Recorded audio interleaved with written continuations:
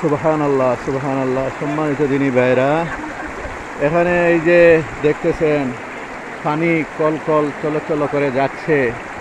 এই পানি কিন্তু পাহাড়ের পাদদেশ থেকে আগত। এখানে এই দেখেন বড় পাহাড়, এই পাহাড়ের পাদদেশ থেকে এই তল থেকে এই পানিগুলো বের হচ্ছে এবং পাথরও চলে আসছিল। কুরআনুল কারীমে আছে যে পাথরগুলো নেমে পড়ে মিন খাশিয়াতিল্লাহ, আবার আল্লাহর ভয়ে এবং কান্না করে, ইয়াতাফাজ্জারু মিনহুল আনহার, এই কথাটাও কুরআনুল কারীমে আল্লাহ তাআলা বলছেন। এই যে কলকল ছলছল করে পানি বেয়ে যাচ্ছে। সুবহানাল্লাহিল আযীম, সুবহানাল্লাহিল আযীম। আল্লাহ রাব্বুল আলামিন কুরআনুল কারীমে পরিষ্কার ভাষায় বলছেন, তা বিজ্ঞান কি আবিষ্কার করছে জানি না, কিন্তু আল্লাহ পাক রব্বুল আলামিন বলছেন যে ইয়াতাফাজ্জারু মিনহুল আনহার, পাহাড়গুলো আল্লাহর ভয়ে কান্না করে, আর ওই পাথরগুলো কান্না করে এবং তার জায়গা থেকেও নেমে আসে। এরপরে এই আল্লাহর ভয়ে এই কান্না করে, এই কান্নার পানিটাই হচ্ছে গিয়ে এই পাহাড় থেকে, পাহাড়ের পাদদেশ থেকে আগত পানি। সুবহানাল্লাহিল আযীম। আপনারা সুবহানাল্লাহ বলেন। আর এই দেখেন পাথর আর পাথর, আর তার নিচ দিয়ে এই পানি প্রবাহিত হচ্ছে। সুবহানাল্লাহ। এরপরে এই দেখেন সাগর থেকে আগত ঝর্ণা, কীভাবে ঝর্ণা দিয়ে পানি যাচ্ছে। এগুলো হলো পাহাড়ের কান্নার পানি, এটা পাহাড়ের কান্নার পানি। ওপারে আছে এই দেখেন মসজিদ। আবার খুব ইচ্ছা ছিল মসজিদে গিয়ে 2 রাকাত নামাজ পড়তাম, কিন্তু যাতায়াতের কোনো সুযোগ পাচ্ছি না।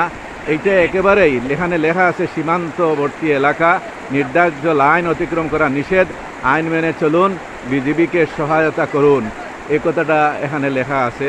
এরপরে আছে এখানে মসজিদ, এরপরে এই পানি প্রবাহিত আছে। সুবহানাল্লাহি ওয়া বিহামদিহি সুবহানাল্লাহিল আযীম। এটা আল্লাহ পাক রব্বুল আলামিনের বড় একটা কুদরত। এই যে পানি যাচ্ছে কলকল চলচল করে, পাহাড়ি ঝর্ণা দাঁড়াতে, একটা গান আছে, পাহাড়ি ঝর্ণা দাঁড়াতে। হ্যাঁ, এর মধ্যে দেখি আর তরমুজ বিক্রেতাও আইয়া হাজির। আর পানি কীভাবে যাচ্ছে দেখেন। সুবহানাল্লাহিল আযীম, সুবহানাল্লাহিল আযীম। এটা আল্লাহর শুকরিয়া আদায় করা ছাড়া আর কিছু নাই। আল্লাহ রাব্বুল আলামিন কুরআনুল কারীমের জন্য ওয়াইলাল জিবালি কাইফা নুসিবাত, তারা কেন তাকায় না পাহাড়ের দিকে, কিভাবে পাহাড়গুলো প্রতিষ্ঠিত করা হয়েছে, কিভাবে পাহাড়গুলো কায়েম করা হয়েছে। তো আল্লাহ পাক রব্বুল আলামিন পাহাড়গুলোকেও কায়েম করছেন এবং পাহাড় দিকে তাকিয়ে চিন্তা ভাবনা করার জন্য, গবেষণা করার জন্য তিনি বলছেন। তো সুবহানাল্লাহি ওয়া বিহামদিহি সুবহানাল্লাহিল আযীম, সুবহানাল্লাহি ওয়া বিহামদিহি আদাদা খালকিহি ওয়া রিদা নাফসিহি ওয়া জিনাতা আরশিহি ওয়া মিদাদা কালিমাতিহি। ও কীভাবে পানি যাচ্ছে, এই দেখেন খালি পাথর আর পাথর, ছোটো ছোটো পাথরও আছে নিচে, আর পানি কলকল চলচল করে যাচ্ছে। সুবহানাল্লাহি ওয়া বিহামদিহি সুবহানাল্লাহিল আযীম। ইয়া রাব্বি লাকাল হামদু কামা ইয়ানবাগি লিজালালি ওয়াজহিকা ওয়া আযীমি সুলতানি।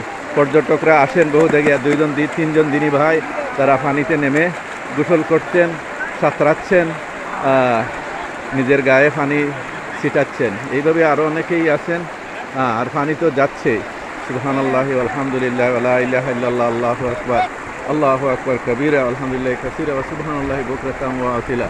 তো এই যে দেখতেছেন আপনারা পানি এই পাথরের ফাঁক দিয়ে প্রবাহিত হচ্ছে, চলে যাচ্ছে। তা এইভাবেই, এইটা হলো কোম্পানিগঞ্জের সীমান্ত এলাকা। কোম্পানিগঞ্জের সীমান্ত এলাকা হচ্ছে এটি। এখানে পর্যটকরা আসছেন এবং এইসব দেখছেন, আনন্দ করছেন। কেউ কেউ আল্লাহর শুকরিয়া আদায় করতেছেন, কেউ আবার আল্লাহকে ভুলেও গেছেন। তো মাঝে মাঝে এখানে আসবেন, পরিদর্শন করবেন, আল্লাহর শুকরিয়া আদায় করবেন। এটা আল্লাহর শুকরিয়া আদায়ের একটা সুন্দর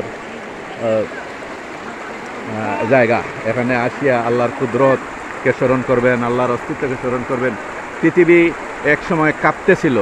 আল্লাহ রাব্বুল আলামিন এই পৃথিবীর কম্পনকে পাহাড় দিয়ে খিল মেরে তিনি এইটা কম্পনকে রোধ করেছেন। সুবহানাল্লাহ। ওয়াল জিবালা আওতাদা তিনি বলেছেন। তো এই বড় বড় পাহাড়, এই যে সামনের দিকে এই যে পাহাড় যেগুলো দেখছেন, এগুলা হচ্ছে ভারতে, এইটা ভারতে পাহাড়গুলো। আর এর তল দেশ দিয়েই আপনার পানি প্রবাহিত, পাথরও চলে আসছে। এখান থেকেই পাথর তোলা হয়, এখান থেকে পাথর তোলা হয়। সুবহানাল্লাহি ওয়া বিহামদিহি সুবহানাল্লাহিল আযীম। তো আপনাদেরকে একটু যেহেতু আসলাম, দেখলাম তো আপনাদেরকেও একটু শেয়ার করলাম যে আপনারা দেখুন, আল্লাহর কুদরতকে স্মরণ করুন, আল্লাহর প্রশংসা করুন। আলহামদুলিল্লাহ রাব্বিল আলামিন। ধন্যবাদ। আপনারাও আসবেন।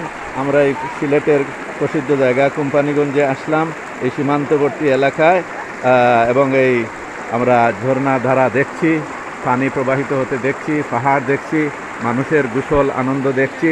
আপনারাও আসবেন ইনশাল্লাহ, সময় সুযোগে মনটা ফ্রেশ হয়ে যাবে, আনন্দে আত্মহারা হয়ে যাবে, অন্তরের অন্তঃস্থল থেকে আল্লাহর প্রশংসা করে আপনারা তখন বলতে পারবেন আলহামদুলিল্লাহি রাব্বিল আলামিন। সবাইকে ধন্যবাদ। আসসালামু আলাইকুম ওয়া রাহমাতুল্লাহি ওয়া বারাকাতুহু ওয়া মাগফিরাতুহু।